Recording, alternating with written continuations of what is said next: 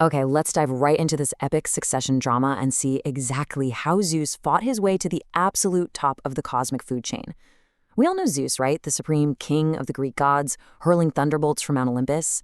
But he wasn't just born into that throne. He had to take it. And he took it through strategy, a lot of deception, and literally some of the most destructive cosmic warfare in all of mythology. Welcome to our explainer on the Rise of Zeus. To really understand how Zeus gained ultimate power, we first have to understand the terrifying obstacle he was up against, his own father. I mean, think about it. If you're going to seize control of the universe, the guy currently sitting on the throne is absolutely going to fight back. But what do you do when that guy has already swallowed all your potential allies? Seriously, how do you overthrow a universe-eating tyrant? Section 1. The Threat. The Child-Eating King. Our story kicks off with a pretty grim prophecy and a desperately paranoid king. The supreme ruler of the cosmos, the Titan Kronos, has a dark secret. Having violently overthrown his own father Uranus, he gets this chilling prophecy that one of his own children is going to do the exact same thing to him. So his gruesome solution? He systematically swallows his first 5 children whole, the absolute second they are born. We're talking Hestia, Demeter, Hera, Hades, and Poseidon. Swallowed. But remember, they're immortal, which means they are literally still alive, just trapped inside his stomach. Obviously, this horrific act causes what the ancient poet Hesiod famously described as unceasing grief. And this grief pushes Zeus's mother, Rhea, completely to her breaking point. Refusing to lose a 6th child to her husband's insane appetite, she hatches a desperate, highly tactical plan with her parents to save her next baby and finally brings some major retribution down on this tyrant. Section 2. The Preparation. A Secret Upbringing. The entire survival of the universe's future king hinges on a brilliant, honestly kind of hilarious, sleight of hand. Rhea completely fools the supreme ruler of the cosmos by handing him a literal rock wrapped up in a baby blanket. And Kronos, blinded by his intense paranoia and apparently not one to chew his food, swallows the stone whole. This crucial deception allows the real baby, Zeus, to be secretly spirited away to a hidden cave on Mount Aegaeon in Crete. But, well, babies cry, right? And Kronos has the ears of a god. So to keep those cries completely hidden, they set up this elaborate cover. Chanting warriors called Cretes would constantly clash their spears and shields together outside the cave, raising this massive, deafening alarm to mask any noise. Inside, completely safe from his father's wrath, Zeus was nursed on a mixture of milk and honey by a divine she-goat named Amalthea. He is quite literally being raised in a secret underground bunker, preparing for all-out war. Section 3. The Rescue. Freeing the Olympians. So once Zeus reaches adulthood, he knows for a fact he can't fight the Titans alone. He needs an army. And he knows exactly where to find one, right inside his father's stomach. But Zeus doesn't just charge in blindly. He uses strategy. Enlisting the help of the Oceanid Metis, he manages to slip Kronos a powerful emetic, basically a heavy-duty potion that induces vomiting. And it works flawlessly. Kronos is forced to violently disgorge his contents in reverse order. First out comes the rock, and then boom, all 5 fully grown siblings.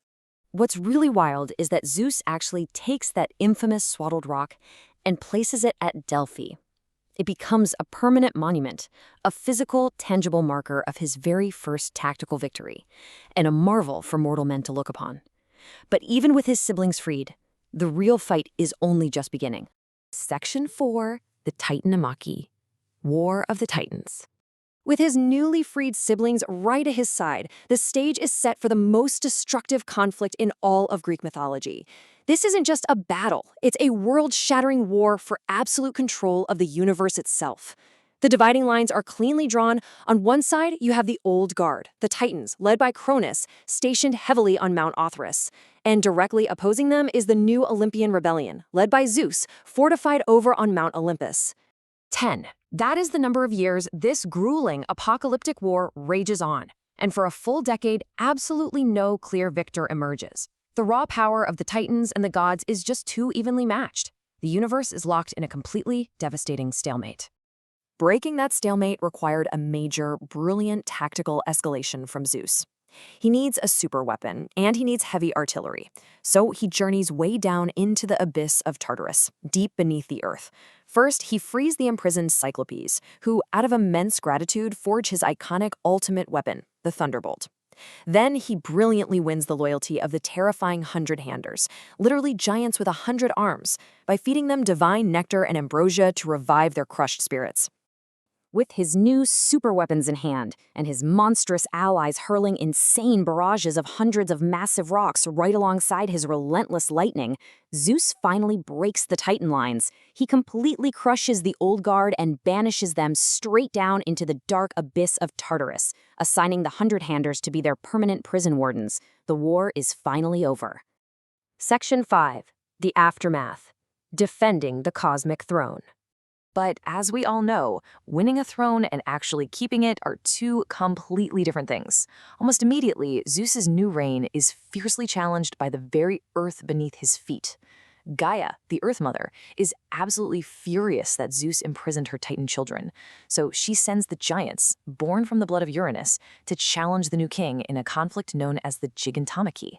Now, there's a prophecy stating the gods can only win this with a mortal's help. So when Gaia tries to grow a magic herb to make the giants invulnerable, Zeus pulls off an incredible tactical feat. He literally orders the sun and the moon to stop shining so he can secretly harvest this magical herb in total darkness before Gaia can find it. Then he calls in his mortal son Heracles to deliver the final fatal blows to the giants. You'd think the cosmos would be peaceful after that, right? Not quite. The ultimate final boss battle was against a being named Typhon. Typhon was an apocalyptic creature born of Gaia and Tartarus, described as a massive serpentine monster with 100 snaky, fire-breathing heads. He was so uniquely powerful and just utterly terrifying that when he attacked heaven, almost all the other gods literally turned into animals and fled to Egypt in sheer panic. And Zeus actually came dangerously close to losing everything here. During their massive grapple, Typhon manages to wrap Zeus in his coils and literally rips the sinews right out of his hands and feet, leaving the king of the gods entirely disabled and hidden in a cave. It actually requires a high-stakes stealth rescue mission by Hermes and Aegipan to steal those sinews back and refit them. Fully revived and absolutely furious, Zeus relentlessly pursues Typhon, eventually hurling the entirety of Mount Etna on top of the monster, pinning him down for good. With the world finally truly secure, the three brothers draw lots to divide up the cosmos.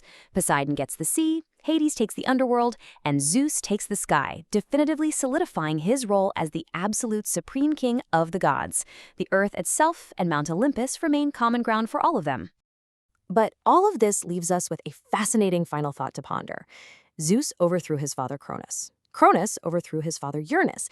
It's this incredibly violent, multi-generational cycle of sons displacing fathers. Knowing this exact history, we have to ask, when you finally sit on that throne, how paranoid would you be about the cycle repeating itself? How far would you go to ensure that a prophecy about your own downfall never comes true? Because really, that is the core tension that defines Zeus's reign for all of eternity.